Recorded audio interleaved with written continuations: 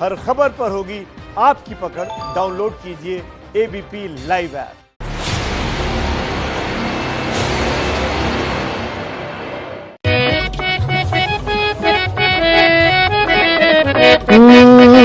जहाँ लोग योग करते हो खते सबे, गंगा मैया की भूमि को प्रणाम बेर बेर।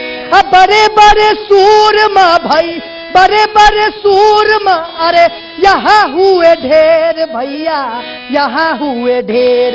ये है जिला ये मुंगेर भैया, जिला है मुंगेर, अरे जिला है मुंगेर भैया, जिला है मुंगेर। वाह दीपक, क्या स्वागत किया आपने। मुंगेर के लोगों का जरा उत्साह देखिए, तालियां बजा रहे हैं लोग। नमस्कार, स्वागत है आपका एबीपी न्यूज में। आपके साथ मैं हूं अखिलेश आनंद और जैसा कि आप जानते हैं, इलेक्शन मतलब एबीपी न्यूज। उसी वादे को निभाते हुए बिहार के 27 जिलों से गुजरता हुआ कौन बनेगा मुख्यमंत्री का ये काफिला आज मुंगेर में मौजूद है। बात होगी मुंगेर की, सियासी चर्चा होगी, नेताओं से भी बात होगी, जनता से भी बात होगी। लेकिन सबसे पहले बिहार की राजनीति में आज किस तरीके की सियासी गहमागहमी देखने को मिली है एलजेपी की वजह से, वो रिपोर्ट आपको दिखाते हैं। चूंकि प्रधानमंत्री मोदी और जेडीयू के जो सबसे बड़े नेता हैं यहां के मुख्यमंत्री नीतीश कुमार, वो साझा रैली भी करने वाले हैं। लेकिन एलजेपी ने कैसे पेच फंसा रखा है, एक रिपोर्ट देखिए, फिर चर्चा की शुरुआत करते हैं। और लोक जनशक्ति पार्टी इस समय वोट कटुआ की स्थिति में बिहार के अंदर चुनाव लड़ रही है। वोट कटुआ पार्टी का कोई अस्तित्व नहीं हो। और मुख्यमंत्री जी की शैली रही है, वो खुद तो कभी बोलते नहीं है, वो दूसरों से ही बुलवाते हैं। क्या चिराग पासवान बिहार के चुनाव में सिर्फ वोट कटवा है? क्या चिराग का बीजेपी से कोई लेना देना नहीं? इन सवालों के बीच आज एनडीए ने बिहार के रण में सबसे बड़ा शंखनाद कर दिया है। बिहार के चुनाव में प्रधानमंत्री नरेंद्र मोदी की एंट्री का औपचारिक ऐलान हो गया। आज ये साफ हो गया कि पीएम मोदी सबसे पहले सासाराम से हुंकार भरेंगे, जहां जेडीयू और चिराग पासवान की पार्टी एलजेपी की टक्कर है। बीजेपी के बागी रामेश्वर चौरसिया यहां एलजेपी के टिकट से चुनाव लड़ रहे हैं। प्रधानमंत्री जी बिहार में 12 रैलियां करेंगे। इसमें सबसे पहले 23 तारीख को आदरणीय प्रधानमंत्री जी सासाराम में पहली रैली करेंगे, गया में दूसरी रैली करेंगे और भागलपुर में तीसरी रैली करेंगे। पीएम मोदी और बिहार के मुख्यमंत्री नीतीश कुमार एक दो नहीं 12 रैलियों में मंच साझा करेंगे। पीएम मोदी इन रैलियों में एलजेपी को लेकर क्या कहते हैं, इस पर सबकी नजर बनी हुई है। लेकिन इस बीच बीजेपी ने आज दिल्ली से लेकर बिहार तक अपने नेताओं की फौज उतार दी, जो ये बात साफ करने में जुटे हैं कि चिराग कितना भी मोदी प्रेम दिखाएं, लेकिन बीजेपी और एलजेपी के बीच कोई रिश्ता नहीं। और लोक जनशक्ति पार्टी इस समय वोट कटुआ की स्थिति में बिहार के अंदर चुनाव लड़ रही है और उनका एक ही मकसद है कि बिहार में बीजेपी की सरकार न बने। वोट कटुआ पार्टी का कोई अस्तित्व नहीं होता है और वोट कटुआ पार्टी के रूप में आज कहीं न कहीं एलजेपी बिहार के लोगों के मन में और हिंदुस्तान के जनता के मन में भी घर कर चुकी है कि वो वोट काटना चाहती है और वोट कटुआ पार्टी है। लालू यादव इस बार चुनाव से दूर है, लेकिन आज उन्होंने ट्विटर के जरिए नीतीश पर तीखा हमला बोला। लालू यादव ने कहा कि नीतीश ने बिहार को गर्त में पहुंचा दिया, तेजस्वी ने भी तीर पर तीर चलाए। हम तो पहले दिन से कहते आ रहे हैं नीतीश कुमार जी थक चुके हैं, अब उनसे बिहार नहीं। बिहार में जुबानी जंग तेज हो चुकी है और पीएम मोदी का चुनावी कार्यक्रम आने के बाद सियासी पारा भी चढ़ रहा है। लेकिन लोगों का मूड क्या है, ये समझने के लिए कौन बनेगा मुख्यमंत्री का काफिला आज बिहार के मुंगेर में। तो चलिए शुरू करते हैं मुंगेर से वार पलटवार। तो देखा आपने श्योर मात का खेल कैसे शुरू हो गया है। बिहार में सियासी सरगर्मी बहुत तेज है और यहां पर जनता का उत्साह जो आपने देखा था उसी से आपको अंदाजा मिल गया होगा। तो मुंगेर की बात होगी, बिहार की राजनीति की बात होगी। उससे पहले जो नेता मेरे साथ जुड़ चुके हैं अलग अलग पार्टियों से, मैं सबसे पहले आपसे उनका परिचय करवा दूं। मेरे साथ भारतीय जनता पार्टी से राजेश जैन जी जुड़ चुके हैं, बहुत बहुत स्वागत है आपका। संजय पासवान हमारे साथ आरजेडी के नेता मौजूद हैं, बहुत बहुत स्वागत है सर आपका। नीलेश कुमार सिंह कांग्रेस के नेता हमारे साथ यहां पर जुड़ चुके हैं। शालिनी कुमारी हमारे साथ मौजूद हैं प्लूरल्स पार्टी से, और जितेंद्र कुशवाहा आरएलएसपी के नेता हमारे साथ यहां पर मौजूद हैं। सबसे पहला सवाल राजेश जी आपसे, आप बीजेपी के नेता हैं। दरअसल आप लोग जो कह रहे हैं कि एलजेपी वाले वोट कटवा हैं, लेकिन क्या वजह है कि प्रधानमंत्री मोदी और नीतीश कुमार जी को यहां पर संयुक्त रैली करनी पड़ी? कहीं वही डर तो नहीं है कि जनता में कोई भ्रम न फैल जाए? आपको किसने कह दिया कि एलजेपी वाले वोट कटवा हैं? कहां से स्टेटमेंट लाए? कह रहे हैं ना जेडीयू वाले बोल रहे हैं। न तो जेडीयू और न भारतीय जनता पार्टी, हम लोग अपना वोट लेके चलते हैं। अच्छा एक बात बता, नहीं अब आप मुझे एक सवाल पूछने दीजिए, मतलब मानते हैं ना कि एलजेपी सीरियस है, वोट कटवा नहीं है? एलजेपी सीरियस नहीं है, लोकतंत्र है, सबों को अपनी अपनी बात, हर पार्टी है ना, यहां तो बहुत सारे पार्टी के लोग आए हुए हैं, तो हम लोगों के पास इतना न जनाधार है कि किसी के काटने, छाटने, चिपकाने, उतारने से फर्क कहां पड़ रहा है? फर्क ये पड़ रहा है ना, लोग ये कह रहे हैं कि एलजेपी वालों को भी आप ही लोग खड़ा करवा रहे हैं, सब डमी कैंडिडेट हैं, खेल कुछ और है पर्दे के पीछे। तो जब आप कह रहे हैं कि हम ही खड़ा करवा रहे हैं, तो फिर वोट कटवा कैसे बोलेंगे? दोनों बात तो आप ही बोल रहे हैं ना। आपका जब आप ही का आरोप है कि हम खड़ा करवा रहे हैं। संजय जी क्या खेल कुछ समझ में आ रहा है? जी हाँ, ये देश के अंदर जिस तरह से बेरोजगारी चरम सीमा पर है कि इनको वोट कहां है। देश का तमाम युवा जो है आम जनता के तेजस्वी जी के साथ है, और ये आने वाला ये चुनाव भविष्य तय करेगा। युवाओं का यहां पर जो है भविष्य तय होगा कि देश के अंदर युवा आइकॉन जो है मुख्यमंत्री देश का बनेगा, और 10 लाख युवाओं को सबसे पहला फाइल उसी पर रोजगार देने का काम किया जाएगा।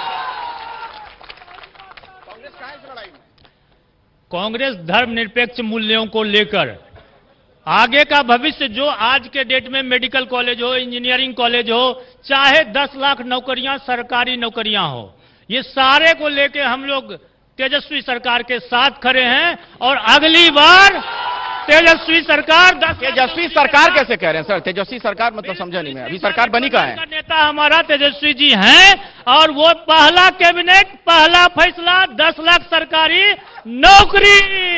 आपने एक बात कही, आपने कहा कि दरअसल धर्मनिरपेक्ष लोगों के साथ हम हैं। मैं एक सवाल पूछ रहा हूं, जाले से आप लोगों ने टिकट दिया है, किसको पता होगा?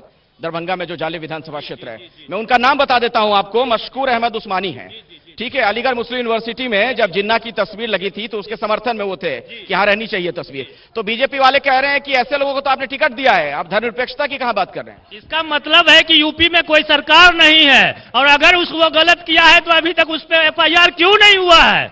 इसका मतलब है हाथी का दांत कुछ, दिखाने का और खाने का कुछ। इसलिए सवाल इनका यह है कि अगर वाकई आपको लगता है कि गलत किया था उन्होंने, तो केस उस वक्त क्यों नहीं किया आप लोगों ने, जो आप जिन्ना को उठा रहे हैं चुनाव में? जिन्ना का जिन जो चुनाव के समय आ गया है। जिन्ना का जिन नहीं आया है। हमारे राष्ट्रपिता महात्मा गांधी, पाकिस्तान के किसी भी ऑफिस में आप महात्मा गांधी का फोटो नहीं देखिएगा, आप महात्मा गांधी का फोटो नहीं देखिएगा। तो जो हमारे राष्ट्रपिता हैं सो हैं, हम अपने पिता नहीं बदल सकते हैं। इसमें केस करने की क्या बात? जो हमारे राष्ट्रपिता है महात्मा, ये ध्रुवीकरण की राजनीति तो नहीं हो रही है, वोटों के ध्रुवीकरण का खेल?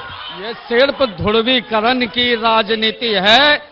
बीजेपी के पास हिंदू मुस्लिम के अलावा कोई एजेंडा ही नहीं है, और इसी हिंदू मुस्लिम का करके लोगों को सिर्फ दहशत में लाने का काम जो है बीजेपी करती है, और देश के अंदर सिर्फ दंगा फैलाने का काम ये बीजेपी वाले। शालिनी जी, ये मुद्दे होने चाहिए चुनाव में क्या?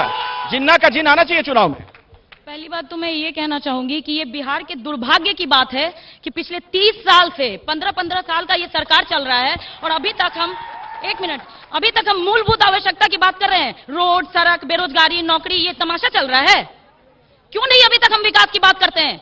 1 साल 2 साल की बात है कि ये सारी चीजें खत्म हो सकती हैं। फिर क्यों यहाँ पे लोग आज तक मूलभूत आवश्यकताओं की पूर्ति को फंडा एजेंडा लगा के यहाँ राजनीति कर रहे हैं? कहां गया विकास?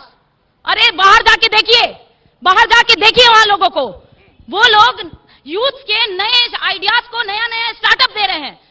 देश और दुनिया यहां तक पहुंच गया है, और हमारा ये बिहार आज तक की रोड, कपड़ा, सड़क, बेरोजगारी और तालियां बज रही हैं। ये घटिया सरकार है यहाँ। क्या विकास नहीं हुआ?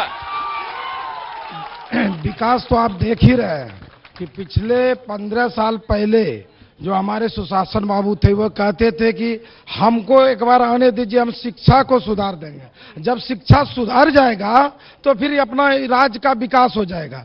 तो आप देखिए आज स्कूल की हालत क्या है, बड़ा बड़ा इंजीनियरिंग कॉलेज बन गया है, मेडिकल कॉलेज और पॉलिटेक्निक कॉलेज बनाने की दावा कर रहे हैं, लेकिन वहां शिक्षा का क्या हालत है? मैं इस पे आता हूं, लेकिन मैं चाहता हूं कि जनता भी इसमें हिस्सेदारी ले। इस विषय में आप क्या सोचते हैं? जिन्ना की अगर एंट्री हो जाती है चुनाव में, इसका क्या मतलब निकाला जाए? आपको क्या लगता है? इसके पीछे कोई राजनीति है क्या? मूलभूत समस्याओं से ध्यान भटकाने का खेल है? क्या है इसके पीछे? इनको देश से, प्रदेश से, जनता से, गरीब से, मजदूर से, किसी से कोई लेना देना नहीं है। ये कभी जिन्ना को साफ करेंगे, कभी गंगा को साफ करेंगे, कभी कब्रिस्तान में जाएंगे, कभी पाकिस्तान जाएंगे, लेकिन नौजवान के, गरीब के, जो कि मजलूम है, जो इधर आ जाते हैं। इधर भी कुछ लोग, बोलिए क्या कहना चाह रहे हैं? सर खड़े होइए, खड़े। अगर बोलता, देखिए, अगर किसी को कुछ बोलना है, जल्दी जल्दी, इतना समय नहीं है, फटाफट। हम ये कहना चाहते हैं, मोदी जी अगर हिंदू मुस्लिम की राजनीति करते तो आज जो अनाज मिल रहा है हिंदू को खाली मिलता और मुस्लिम को नहीं मिलता, सभी को मिल रहा है। सबका साथ, सबका विकास। विकास अगर नहीं हुआ है तो सबके पार्टी अध्यक्ष को देख लिया जाए और हमारे पार्टी के शीर्ष नेता को देख लिया जाए। अभी भी भगवा धारण चोली कर रखे हुए हैं और सबके जितने भी अध्यक्ष है सबका अपना शकल देख ले और अपना विकास कर ले। कहता शासन 70 साल में क्या किया कांग्रेस, क्या किया, कहां है? हर हमेशा धार्मिक उन्माद को फैलाकर बीजेपी वाले हमेशा दंगा को प्रोत्साहित किया। 26 अक्टूबर को बड़ी दुर्गा का भसान हो रहा है, विसर्जन नहीं हो रहा, साईं बाबा की पालकी यात्रा नहीं निकल रही है। मैं ये पूछना चाहता हूं, पिछले 15 साल से माननीय मुख्यमंत्री नीतीश कुमार जी हैं, पूरे बिहार के लोग बता दें कि दंगा किस किस जिले में हुआ है, बता दें आंख खोल करके। अरे मुख्यमंत्री जी, 15 साल पहले आपने सभा एक बार लगाया था कौन बनेगा मुख्यमंत्री का, पिछला बाइट आप देखेंगे, मैंने कहा था कि 15 साल का एग्रीमेंट है और अभी 10 साल माननीय मुख्यमंत्री जी रहे हैं कुर्सी पर। सर कहाँ है और लेडीज लोग, लड़की लोग कहाँ सुरक्षित है? आज हम लोग मार्केट में थे, हम लोग के साथ में अभद्र व्यवहार किया गया। अभी क्या बता रहे सर? क्या अभी हम लोग ग्रुप के साथ? क्या नाम बताइए? मेरा नाम सरिता कुमारी हुआ। कहाँ रहती हैं आप? बेलन बाजार की रहने वाली हूँ। क्या अभद्रता हुई आज आपके साथ? आज हम लोग सर यहाँ जब लड़की लोग के साथ आए तो कहा गया, क्या नमूना लाया गया है क्या सर? यहाँ हम लोग सुरक्षित नहीं बोला, किसी फफ्ती कैसी गई आप पे? यहाँ सर लड़का लोग बोला है सर, कमेंट किया है। एक बात बताइए, ये सवाल, इसका जवाब दीजिए। बीजेपी के नेता मेरे साथ हैं यहाँ पर, राजेश जी। इस तरह की जो बात एक महिला कह रही है, लॉ एंड ऑर्डर कहाँ है फिर अगर रास्ता चलते लोग फफ्तियां कस रहे हैं? देखिए, विधि व्यवस्था की जो समस्या किसी की भी होती है, मेरी बहन के साथ कुछ भी अगर किसी ने कमेंट किया, मैं उसकी बहुत निंदा करता हूं, मैं उसकी बहुत निंदा करता हूं और कोई भी सरकार उसकी निंदा करेगी, सरकार उसकी निंदा करेगी। पब्लिक वहां से कह रही है, जनता के में जो मौजूद है कह रहे सिर्फ निंदा ही कीजिएगा या कार्रवाई भी होगी? डर में होगा अपराधियों के मन में? अगर उनको लगता है कि इस पर कार्रवाई करनी चाहिए तो उसकी व्यवस्था बनी हुई है ना, आप उसके कार्रवाई के लिए जाइएगा तो कार्रवाई भी होगी। ऐसी क्या बात है? कानून है, कानून अपना काम करेगा ना। बिहार के अंदर बोला जाता है कि न्याय के साथ विकास है। मैं पूछना चाहता हूं कि बिहार के अंदर प्रत्येक 8 घंटे में 3 बालिकाओं के साथ बलात्कार होती है, 3 बालिकाओं के साथ प्रत्येक घंटा। और मैं बताना चाहता हूं, यही जो है मुजफ्फरपुर बालिका गृह के अंदर जो बालिका के साथ घिनौना हरकत हुआ और इसमें जो है हाई कोर्ट ने जो है नीतीश कुमार के संलिप्तता का, कोर्ट ने तो जंगल राज वाली टिप्पणी भी की थी। मैं आपके पास आता हूं, लेकिन उससे पहले दीपक कुछ कहना चाहेंगे? ये जो चर्चा इतनी देर आपने सुनी, देखिए, एक तो जो चर्चा इधर लोजपा, जदयू, बीजेपी का मकरजाल जो चल रहा था कि हमारे में है, हमारे में नहीं है, क्या है क्या नहीं है, उस पर हम कुछ गाना चाहेंगे। लोजपा बताए भैया बीजेपी हमारे, लोजपा क्या कह रहा है कि हमारा कोई भी विधायक होगा हम तो बीजेपी को समर्थन देंगे, चाहते हैं सीएम बने। क्या कहना है?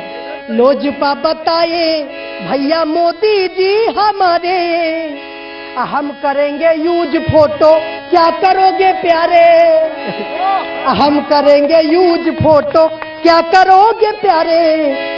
जेडीयू तो टुकुर टुकुर देख रहा खेल भैया, जेडीयू तो टुकुर टुकुर देख रहा खेल, काहे कि फंस गए बेचारे, हम तो फंस गए बेचारे। आगे आगे क्या कहना है? बीजेपी का क्या इसमें फायदा है, चाहे दहिना से आए चाहे बायां से। अब बीजेपी के हाथ में अंदर वाले जज्बात में, बीजेपी के हाथ में भीतरी जज्बात में अच्छा भुरा है लड्डू। क्या सीएम होंगे हमारे इस बार, सीएम होंगे हमारे। राजेश जी आप भी मुस्कुरा रहे हैं, वैसे आप भी मुस्कुरा रहे हैं, कुछ लड्डू है क्या? दोनों हाथ में लड्डू लिए चल रहे हैं इस बार। मैं मुस्कुरा रहा हूं तो कला का सम्मान कर रहा हूं, हम भी तो ऐसे ही गाते रहते थे ना, तो वो बहुत अच्छा लगा, बहुत अच्छा आप गा रहे हैं। क्या नाम भैया आपका? दीपक ठाकुर। अरे ठाकुर जी बहुत बढ़िया, आप बहुत अच्छा गा रहे हैं, वो अंदर की भावना बता रहे हैं। लेकिन सियासत है और हम लोग मूल्यों की राजनीति करते हैं। भारतीय जनता पार्टी 2 सीट से 300 सीट पहुंची है। रामेश्वर चौरसिया आपके पार्टी के बड़े तेज तर्रार नेता थे, प्रवक्ता थे, टीवी चैनलों पर नजर आते थे, वो भी एलजेपी से चुनाव लड़ रहे हैं, तो सवाल तो खड़े होंगे ना। देखिए कौन कहां से चुनाव लड़ रहा है, आपने देखा होगा कि हमारी बहुत ही महत्वपूर्ण पार्टी आरजेडी है बिहार के अंदर में, खास करके ये तो मानिएगा ना, और उससे कितने लोग निकल करके जेडीयू में आ गए। तो ये पार्टी में जब इलेक्शन होता है, ये होता है, तो लोग अपने अपने हिसाब से कहीं जाते हैं। हमारे यहां व्यक्ति का महत्व नहीं है, हमारे यहां संगठन और सिद्धांत का महत्व। ऐसा है क्या संजय जी? ऐसा कुछ नहीं है, ये लोग कोई सिद्धांत का राजनीतिक नहीं है, कहीं कुछ नहीं है, ये सिर्फ अपने फायदे के लिए जहां जरूरत पड़ेगा वहां चले जाएंगे। अभी अगर जरूरत पड़ेगा तो आरजेडीओ में दौड़ के चले आएंगे। यही आरोप तो आप पर भी लगता रहता है कि सिर्फ और सिर्फ फायदे के लिए आप लोग सब कुछ कर रहे हैं। नीतीश कुमार जी ने कहा कि मेरे लिए पूरा बिहार परिवार है और आपके लिए परिवार ही सब कुछ है आरजेडी के लिए।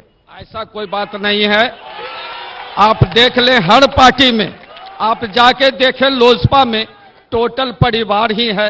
बीजेपी का आप लिस्ट उठाकर देख लें, किसी का पुतौह, किसी का बेटी, किसी का फलाना, सारा लोग परिवार के बाद के पीछे है। मैं ये कह रहा हूं कि बिहार के मुख्यमंत्री के उम्मीदवार तेजस्वी ही को होंगे, संजय पासवान क्यों नहीं?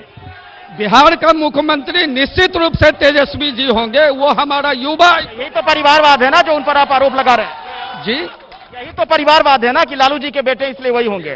परिवारवाद ये नहीं है, हमारे आदरणीय लालू प्रसाद यादव जी ने राष्ट्रीय अध्यक्ष जो है, इनको सारा भार जो है तेजस्वी जी को डाल। आपको क्यों नहीं? वही तो मैं पूछ रहा हूं, पार्टी के नेताओं कार्यकर्ताओं को क्यों नहीं? मेरा भी वक्त आएगा, मेरा भी समय आएगा। राजनीतिक बहुत धैर्य और संयम का चीज है, ऐसा नहीं है कि आज हमको नहीं मौका मिला तो कल भी नहीं मिलेगा। निश्चित रूप से कल हमारा भी समय आएगा, लेकिन अभी हमारा युवा। मैं उस पर आता हूं, आप लोगों के पास भी आऊंगा, लेकिन उससे पहले दीपक, ये जो आया राम गया राम वाले नजर आ रहे हैं, इधर से उधर जो लोग खेमा बदल रहे हैं, कुछ उस पर गाना सुनाइएगा क्या? कुछ सोचा है आपने? या किसी को सहारा देना चाहेंगे जो परेशान हो, फ्रस्ट्रेशन में हो? अच्छा देखिए नर्वस होने की जरूरत नहीं है, ठीक है। आप मतलब जिन्हें टिकट नहीं मिला वो नर्वस ना हो? नहीं, नर्वस मत होइए, टिकट नहीं मिला तो क्या हो गया? अब पूरा देखिए, एक बात तो है कि पैसा तो दिए ही होंगे, लेकिन कोई ज्यादा पैसा देके खरीद लिया होगा, तो क्या है? टिकटवा के चक्कर में पगलाए रहते नेताजी, टिकटवा के चक्कर में हम सभी पार्टी को लेके कहते हैं, मेरा ये व्यंग है, एक रस है, कला है। टिकटवा के चक्कर में पगलाए रहते नेताजी, अब पैसा भर के बैग उसी में है क्या? पार्टी दफ्तर आए रहते नेताजी, पैसा लेके बैग पार्टी दफ्तर आए रहते नेताजी, एने ओने जुगती लगाए रहते नेताजी। सब पार्टी में लिंक है, बोली लगता है, एने ओने जुगती लगाए रहते नेताजी, टिकटवा के चक्कर में नर्वस आए रहते नेताजी। चलिए, ये तो बहुत बढ़िया व्यंग आपने किया है दीपक। और देखिए मेरे साथ जो मुंगेर की जनता है, इनके पास बहुत कुछ है कहने के लिए। मैं आप सबके पास आऊंगा, सबको मौका दूंगा।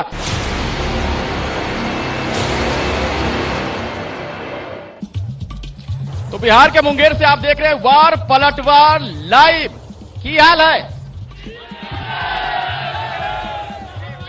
जनता के पास कहने के लिए बहुत कुछ है, मैं आप सबके पास आऊंगा, लेकिन जब मैं मुंगेर पहुंचा मैंने क्या देखा, जरा एक रिपोर्ट हम आपको दिखा देते हैं। उसके बाद नेताओं से भी सवाल पूछेंगे और जनता भी नेताओं से सवाल पूछेगी। ये रिपोर्ट देखिए पहले।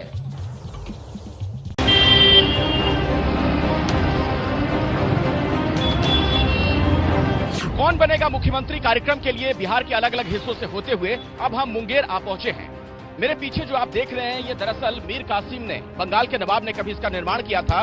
किले का ये मुख्य दरवाजा है, लेकिन आज यहां पर बदहाली है, हर तरफ अतिक्रमण है और यहां पर खड़े हो पाना भी मुश्किल है, इतनी बदबू है। तो सवाल ये कि शहर के सौंदर्यीकरण के लिए कोई प्रयास क्यों नहीं किया गया। ये तो आप उस जगह का हाल देख रहे हैं जिसे आप एक तरीके से मुंगेर का चेहरा, फेस कह सकते हैं। इस किले के दरवाजे से मुंगेर की पहचान होती है। आइए चलते हैं अगले डेस्टिनेशन की तरफ।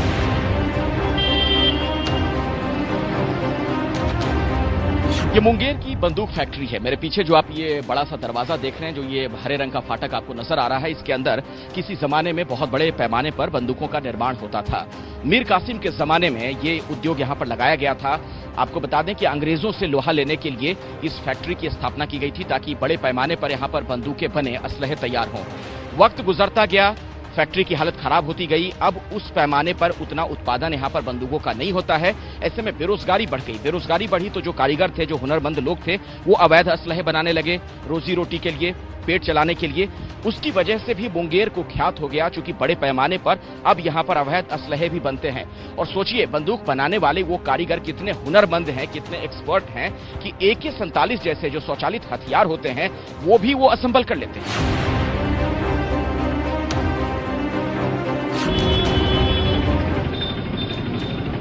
बिहार स्कूल ऑफ योगा, आपने मेरे पीछे जो बोर्ड पर लिखा देखा, मुंगेर की एक पहचान ये भी है। सन 1963 में इसका निर्माण हुआ। सत्यानंद सरस्वती ने इसे स्थापित किया था। योग के प्रचार प्रसार की दिशा में यह संस्थान बहुत बेहतरीन काम कर रहा है। आपको बता दें कि किसी जमाने में राजा कर्ण का यह गढ़ हुआ करता था।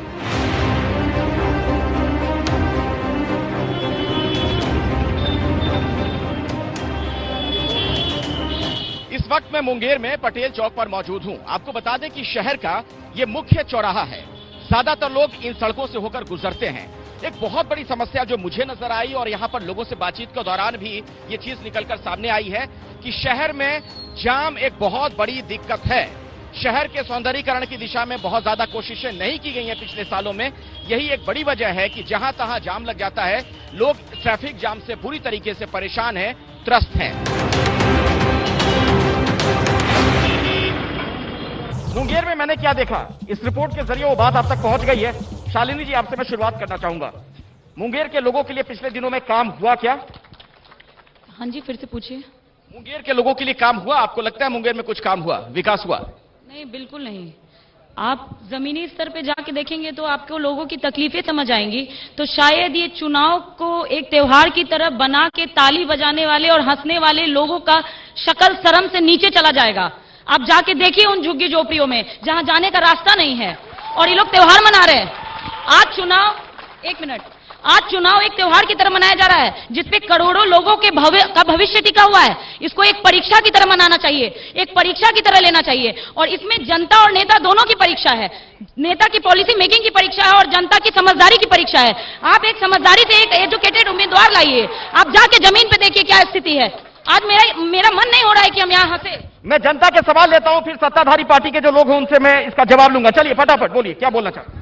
जैसे कि मैडम बताई कि झुग्गी झोपड़ियों, उसी झुग्गी झोपड़ियों में अपने देश के यशस्वी प्रधानमंत्री ने लगातार कोरोना में 6 महीने तक के लिए राशन मुक्त कर दिया।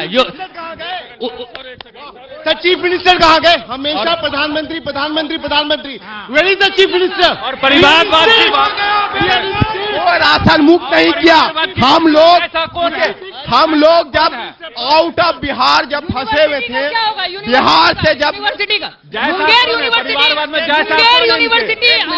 जब बिहार के लोग बाहर फंसे हुए थे, बिहार से बाहर फंसे हुए थे, तो नीतीश कुमार जी क्या बोले? बिहारियों को नहीं लाना है। क्यों नहीं लाना बिहारियों को? देखिए, एक बात है, नीतीश कुमार जी जो वर्तमान की जो एनडीए की सरकार है वो निश्चित रूप से बहुत ही अच्छी सरकार है। ये मैं ऐसा सर, मैं कुमार सौरभ मुंगेर का निवासी हूं। मैं ये कहना चाहता हूं कि हमारे भाई साहब ने अभी ये कहा कि पिछले 6 महीने से कोरोना काल में हमारे देश के माननीय प्रधानमंत्री नरेंद्र मोदी साहब ने झुग्गी झोपड़ी में अनाज बंटवाने का काम किया। हमें अनाज नहीं चाहिए, हमें परमानेंट रोजी रोजगार चाहिए। हम खुद अनाज ले लेंगे। हम मैं पीछे जरा इन लोगों से भी बात करूंगा। कोई सवाल है, किसी कुछ कहना है? बोलिए, खड़े होइए। हम देखिए, बोलने दीजिएगा बीच में। सर बोलिए ना, आपको बिल्कुल।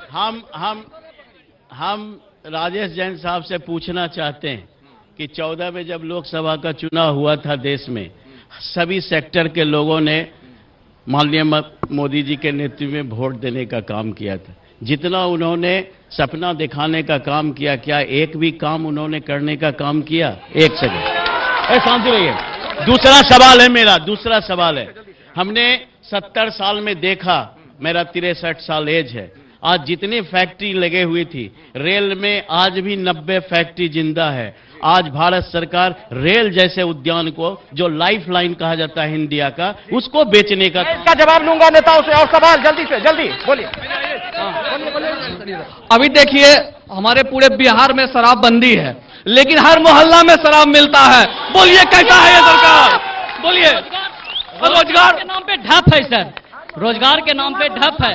पकौड़ा तक हम लोग बेच दिए हैं अभी तक।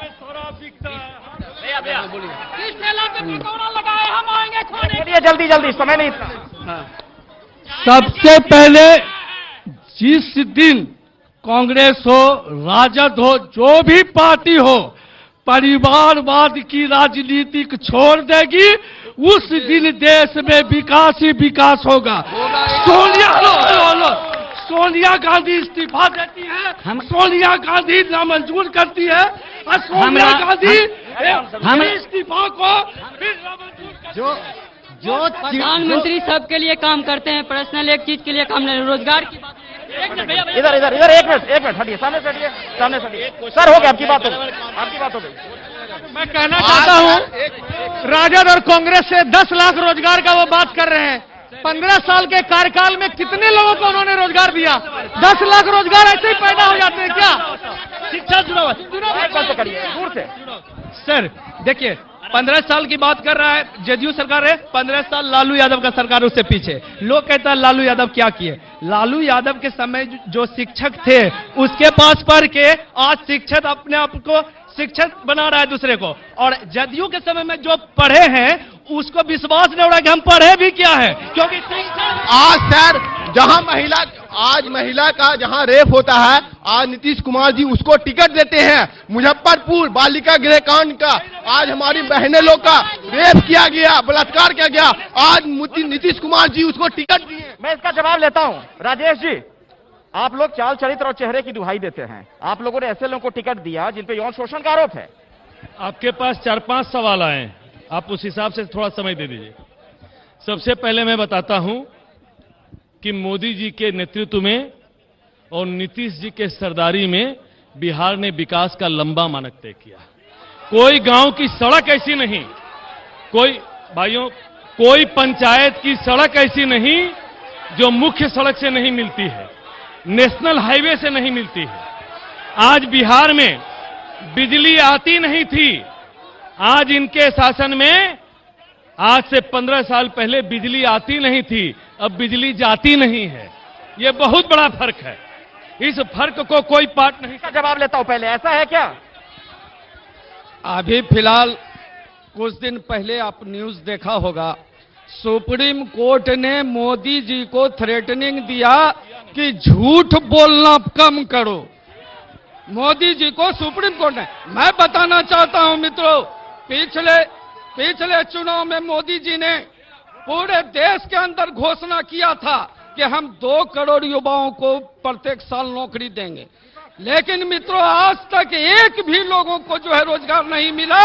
और बिहार के अंदर, मैं आता हूं सर, आता हूं। दीपक बहुत देर से कुछ कहना चाह रहे थे गाने के माध्यम से। हाँ। देखिए, यही कहेंगे, बेरोजगारी वाला मुद्दा था, स्कूल वाला मुद्दा था, सबके साथ जोड़ते हुए हम बोल रहे हैं, स्कूल में खिचड़ी मिले, स्कूल में खिचड़ी मिले, अरे मेन पढ़ाई गायब बा, 3 साल के डिग्री भैया। अब बाल बच्चा क्या कहता है पप्पा को कि पापा आ रहे हैं डिग्री लेके, 3 साल का डिग्री 5 साल में लेके आएंगे। क्या है, स्कूल में खिचड़ी मिले, मेन पढ़ाई गायब हो, 3 साल के डिग्री पापा 5 साल में लायब हो। बेरोजगारी और गरीबी रोजे रोजे बढ़ता है, बंद है शराब लेकिन नशा रोज चढ़ता है, बंद है शराब लेकिन नशा रोज चढ़ता है। और क्या, मास्टर के सैलरी महीनों बाद आए, धरना प्रदर्शन में युवा कुटाए, मास्टर के सैलरी महीनों बाद आए, धरना प्रदर्शन में युवा लाठी खाए।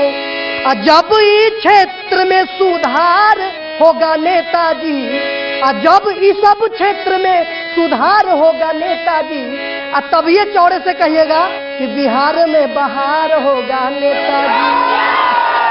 एक आपने आरजेडी पे भी कुछ गाना बनाया था, जरा वो भी सुनाइए जी। हाँ, ये तो बीजेपी और जेडी वालों को आपने नसीहत दी है जो सरकार में है जी, कुछ आरजेडी के लिए भी। एक मिनट चुप रहिए आप लोग, सुन लीजिए, सुनिए भाई। और अभी एक हमने ये सरकार पे कटाक्ष किया, ठीक है, और अब एक थर का दूसरे खेमा में जाते हैं। क्या है, अब चलई है राज बाबू 7वां 8वां पास, अब चलई है राज बाबू 7वां 8वां पास, ठीक से न भाषण पढ़स का करी है विकास। और क्या, बाबूजी के धक्का से विधायक बन जाले, खुद से खुद के सीएम कह के लायक बन जाले। आप देखिएगा पोस्टर पर से लालू जी का फोटो गायब है, तो उसमें कहना है, पिताजी के फोटो खाली पोस्टर से फरार, पिताजी के फोटो कैले पोस्टर से फरार, ई बनई है तेजरा फतार और अपन सरकार। हद मजाक यार बाटे अपन सरकार। सर मेरा नीतीश कुमार ने 3 मुद्दा है। पहला तो 12 के बाद मुंगेर में कोई भी शिक्षा नहीं है, यहाँ के युवाओं को बाहर जाना पड़ता है, ये पहला शिक्षा है, पहला मुद्दा है मेरा। नीतीश कुमार सर युवाओं के लिए कुछ नहीं करते, बस राशन दे देने से पेट नहीं भरेगा। भैया परिवारवाद पे जो बीजेपी पूछते हैं, इनसे पूछिए जय शाह कौन है, जय शाह कौन है जो बीसीसीआई का। बोलिए, कुछ कहना चाहिए, बोलिए। नीतीश कुमार को बोलते हैं कि लोग विकास पुरुष है, वो तो पूरे बिहार को दीमक की तरह चाट गए हैं। बिना पकड़े हुए अपनी बात रखो। सबसे ज्यादा भ्रष्टाचार हो गया है, कोर्ट में, कचहरी में, ब्लॉक में, सब जगह पैसा लिया जा रहा है। इसलिए इस सरकार को उखाड़ के फेंक दो। अगर आरजेडी को नहीं देते हो तो सुभाष वर्मा को वोट दो मुंगेर से। चलिए पीछे, बोलिए, आप लोग कुछ कहना, मैडम खड़ी होइए, बोलिए। जनता सब देख रही है, पूरा लाइव जा रहा है। महागठबंधन जो है हताशा में है, निराशा में है। मैं बता दूं आपको कि महागठबंधन को अपने नेता पर भरोसा नहीं, अपने जनता पर भरोसा नहीं। मुंगेर में मुंगेर हाँ, क्या कहना? हम बोल रहे हैं, शर्म की बात है, यहाँ सारे युवा हैं, लेकिन एक भी रोजगार के नाम पे सारे ताली नहीं बजाते, लेकिन कहते हैं हिंदू मुस्लिम। अरे साले हिंदू मुस्लिम के ताली बजाओ दे, रोजगार मिलेगा, बल मिलेगा। शिक्षा के लेकर के मुंगेर में क्या हुआ, या मेडिकल कॉलेज खुलने की बात हुआ, क्या हुआ? कुछ पे भी नहीं। नीतीश कुमार एकदम इस बार उखाड़ के फेंकना होगा। यहाँ पे जितनी सारी प्रतियोगिता होती है, सारा क्वेश्चन पहले से लीक होता है। और मुंगेर में मैं खुद नेशनल प्लेयर हूँ, और यहाँ पे कोई खिलाड़ी का इज्जत नहीं है, कोई सम्मान नहीं है। और नीतीश कुमार से पूरा बिहार का युवा परेशान है और बदलाव चाह रहा है सभी। मैं आरजेडी के संजय पासवान से सवाल करता हूं आपको लगता है कि हम यहाँ मुंगेर विधानसभा से चुनाव जीत रहे हैं तो कैंडिडेट चेंज करने की क्या जरूरत है? जवाब दीजिए संजय जी, क्या वजह है, उम्मीदवार क्यों बदलना पड़ा आपको? कैंडिडेट हमने जानबूझ करके चेंज नहीं किया, खुद उम्मीदवार ने आदरणीय तेजस्वी यादव को बोल अब हम चुनाव नहीं लड़ेंगे, इसलिए जो है कैंडिडेट को चेंज करके दूसरे उम्मीदवार को दिया गया। इसमें जो है इसमें दूसरे उम्मीदवार को यंग और जो है मजबूत, कर्मठ और संघर्षशील जो है युवा साथी को जो है मुकेश। मैं समझ गया आपकी बात। अब जरा जवाब आप दीजिए, इतने सारे सवाल जो थे, शिक्षा को लेकर सवाल खड़े हो रहे हैं, बेरोजगारी को लेकर सवाल खड़े हो रहे हैं और विकास को लेकर। सबसे पहले मैं आपको बताता हूं, हमारे साथी चाहे जो बोल लें, आज इस समाज का गरीब है, दलित है, पिछड़ा है, हमारा जो मल्लाह समाज है, दास है, वो सब इनको छोड़ के भाग रहा है। चूंकि पता नहीं, कहते हैं कि हम गरीबों के साथ है, गरीबे इनको छोड़ के भाग रहे हैं। बक्सर में जो हुआ एक दलित महिला के साथ, वो क्या था?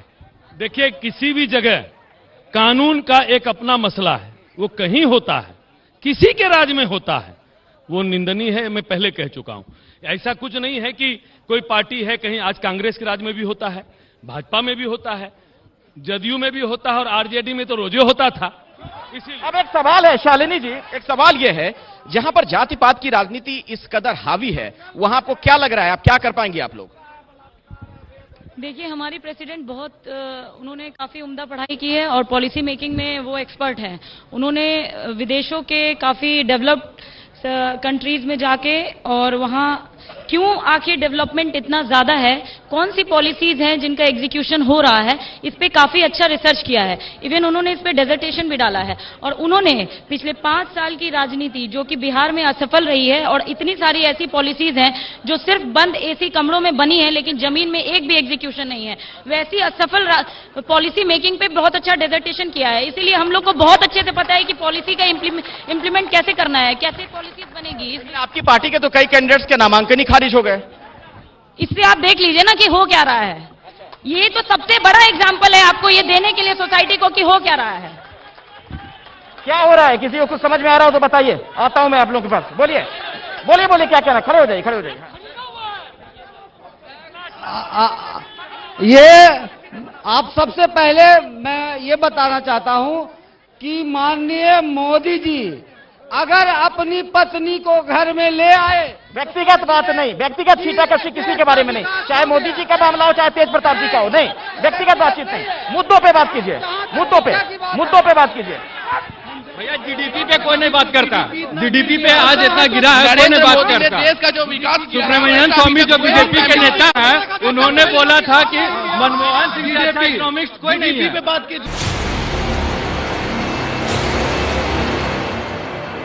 तो मुंगेर से आप देख रहे हैं वार पलटवार लाइव। मैंने नेताओं के पास जाऊं उससे पहले दीपक छोटे में अगर आप कुछ सुनाना चाहें।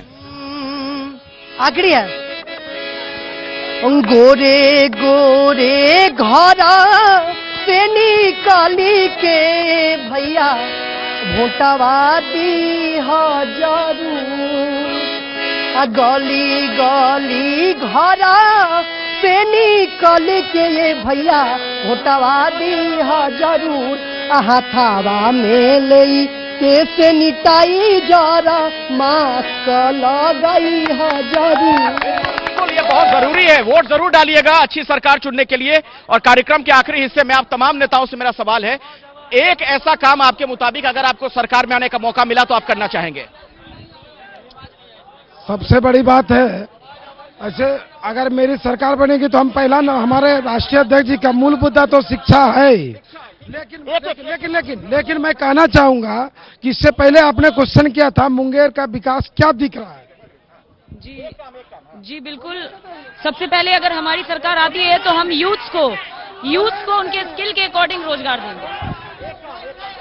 जमालपुर कारखाना को निर्माण कारखाना बनाऊंगा, ये पहला काम होगा। और एक डबरा नाला का सिंचाई, 10 लाख बेरोजगार छात्रों को पहले जो है बिहार में पहले फाइल पर नौकरी देने का काम। क्या प्रश्न, क्या आपका मौका क्या मिलता, अगर मगर का क्या चक्कर है? ठीक ठीक है, तो आपको ये लग रहा है कि अगर मगर है ही नहीं, समय नहीं है। अरे कोई नहीं है टक्कर में, व्यर्थ पड़ा है सब चक्कर में। मैं ये बताता हूं कि विकास की रेखा फिर खींची जाएगी, बिहार को पीछे नहीं ले जाएंगे। चलिए, मुझे इस कार्यक्रम को यहीं खत्म करना पड़ेगा। कल बांका